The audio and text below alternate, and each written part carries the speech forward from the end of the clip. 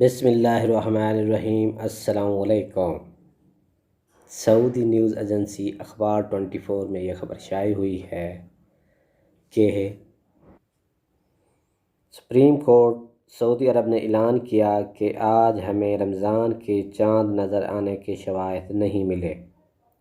Supreme court نے مزید وضاحت کی کہ یہ سیشن سوموار تک جاری رہے گا اور ان شواہد کو مد نظر رکھتے ہوئے یہ فیصلہ کیا گیا کہ شعبان کے 30 دن پورے ہوں گے اور بروز منگل رمضان کا پہلا روزہ ہوگا۔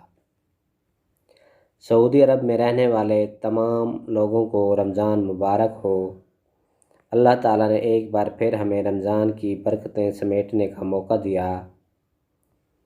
آئیں مل کر رمضان کریم کا خشوع و خضوع سے استقبال کریں